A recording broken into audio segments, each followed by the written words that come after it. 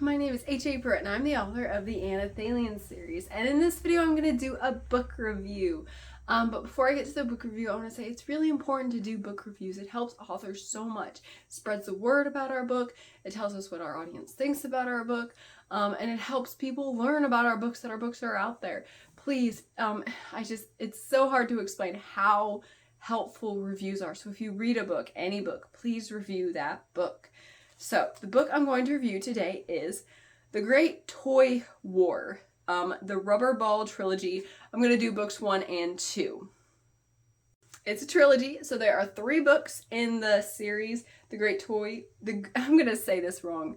The Great Toy War series. I have only read 2 so far. I've read the first one, the Rubber Ball. It's the Rubber Ball Trilogy, The Great Toy War. And book 1 doesn't have the subtitle, but book 2 is The Great Toy War Summer Camp, the Rubber Ball Trilogy, book 2, and the third one, which is the only one I haven't read, The Great Toy War The Final Battle, book 3 of the Rubber Ball Trilogy. And they're by Keaton D. Winter.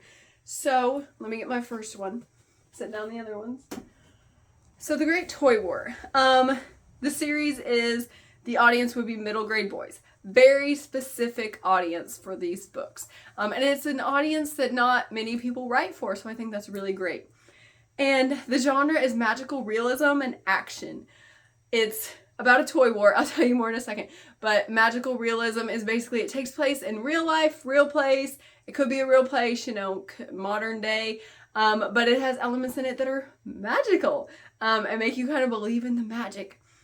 It's a really fun book. I enjoyed it a lot. So what the book is about. Tommy and his twin brother Charlie love to imagine epic battles using their toy soldiers. When a mysterious man gives them a mysterious ball, though, the battles become real. The twin boys, the brothers, have these battles with their little toy soldiers like on the front, and when they get this magical ball, it becomes real, and they shrink down to the size of their toys and get to play toy wars with their toys. But it becomes more serious because there's like some mystery wrapped up in this ball, and another army appears, and has a lot of fun, mysterious, intriguing elements to it. So the book is really fun. It's a neat book. So neat. The boys get to interact with their toys and become the same size as the toys. They fight alongside the soldiers and learn about a great toy war that has been going on since the toys began. It reminds me of like Toy Story or The Indian in the Cupboard, kind of those ideas, like the toys are real. I think every kid would think this is such a cool concept. I said middle grade boys because it feels like a middle grade boy and the characters are, but my nephew, who's middle grade boy, he saw this laying on the counter when I was reading it, and he's like, that looks really cool. Can I read it? And he just saw the cover, he's like, oh, that looks really cool. And so boys, middle grade, would think this is really cool. And I thought it was really cool. The kid in me was like, this is so cool. I wish my toys were real, Super fun. So the positives. The book could get middle grade boys excited about reading. I already explained that, how my nephew just saw it laying on the counter and he's like, oh, I want to read that. And once you get into it, I feel like the pace and how it's written is just could really get kids, middle grade boys especially, into reading. And at that age, boys sometimes think reading is dumb. And so I think this is really cool. I love how the toys interacted with different aspects of the house. I especially enjoyed the bathtub battle and how the author thought about distance and objects from a toy's perspective. Oh, and I really liked when they did like the Lego battle. There were so many, I love how the author thought about like, where would it be cool to place a battle and what other toys might be involved? How big are like the shoes gonna be? How big are the bookcases gonna be? How big are the stairs gonna be? And he just thought about it so well that it really immersed you in this little toy world in this giant house, and it just felt so cool. Yeah, and all the different battles and how they were set up and all the different elements of the house and how being a toy makes you interact with things very differently. It was just really cool and really inventive and unique and imaginative and very thoughtful. The action was cool. The toy war, there's plenty of battles, plenty of back and forth fire with the toys. There's the green army and the tan army, and each boy is a general of each army. So they're kind of like battling, but they don't want to really hurt each other, but they want to win, you know? And so it's not like action where we're going to kill everybody. It's action like capture the flag kind of action. Like you want to take down your enemy, but it's in a not bloody way. I hope that makes sense. But it was cool and fun and really neat. The action was. And Tommy, the main character, he's the twin who's the main character. It's Tommy and Charlie, but Tommy is the main character. Tommy had some introspection about war and death and how they're not a pleasant thing despite being a fact of life. So even though it's mostly like a really fun book, it did have a deeper meaning that kids could get something out of and think about it. And it wasn't like overload for kids. I really like deep meanings and all this meaning in books, but I felt like this was very appropriately deep meaning for kids. My negatives. This is definitely a middle grade boy book. So because I don't fit that specific audience, it didn't get me like really into it. I enjoyed the book. You can tell. Hopefully you can tell. I really enjoyed it. I thought it was really cool, really unique. But like, you know, it's definitely for middle grade boys, and I'm not a boy. And so like war toys, I never played with them. I had my stuffed animals. They were my favorites, and my plastic horses. And so it didn't appeal to me specifically. And that's just the nature of the book. But I think the audience that it appeals to is fantastic. So it's kind of a negative for me, but it's a positive on the other side of it. And I saw a surprise coming, so that was a negative.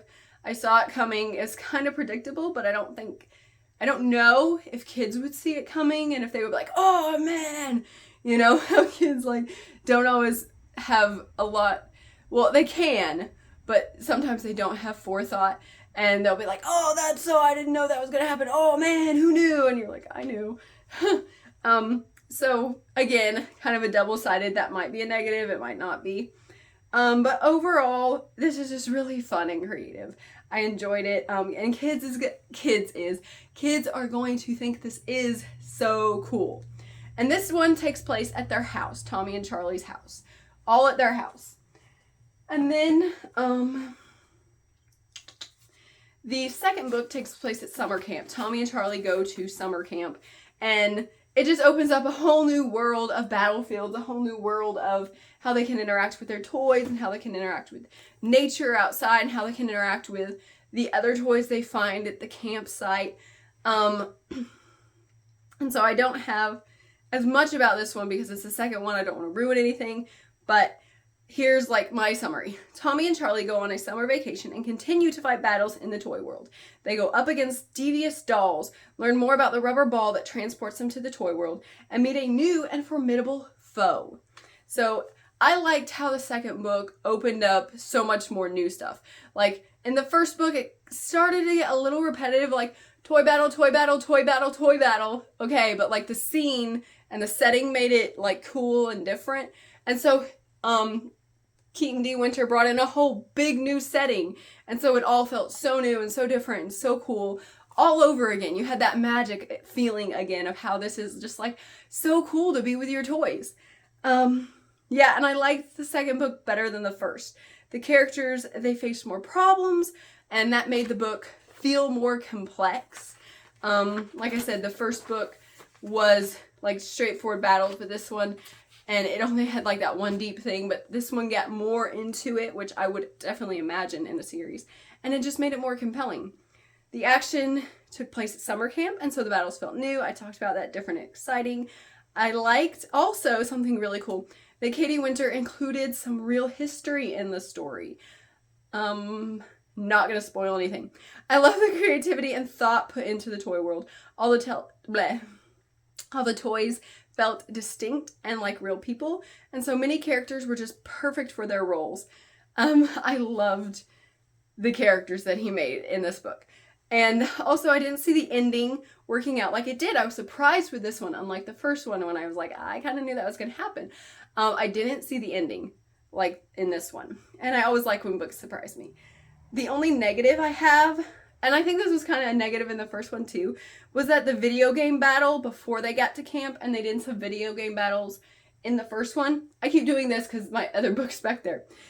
The video game battles for me, they didn't add to the story. I understood why they were in the story and why they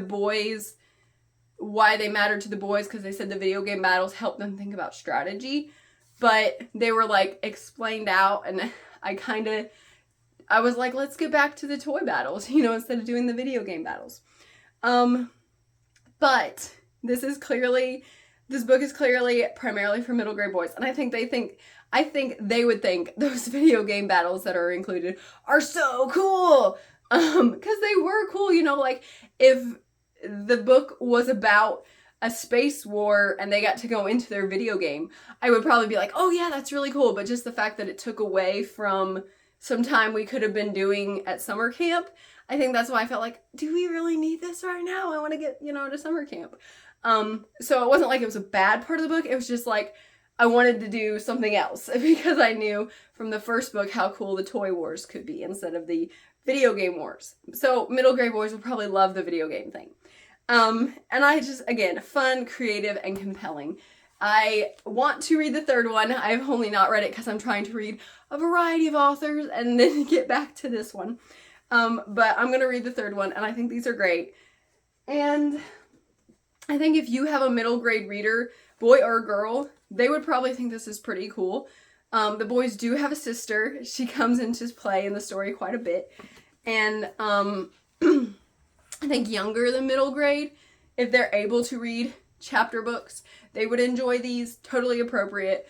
Like I said, the battles are more like capture the flag feel than people are dying feel. Since they're toys, they don't like bleed out and it's not gory one bit. They fall down basically when they die, if they die. Yeah, so not gory, totally appropriate for your kids. And I enjoyed them, you know, like you can tell, I thought they were exciting, I thought they were cool. So if you just generally like to read, maybe try these books out too, or get them for your nephews if you think your nephews would enjoy them, you know. I think these books are great, definitely what they're doing for reading for middle grade boys, and I think they're just such a cool idea.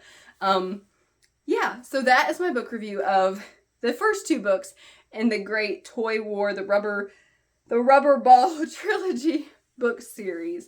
And I won these books in a giveaway, but I'm fairly certain you can find them on Amazon.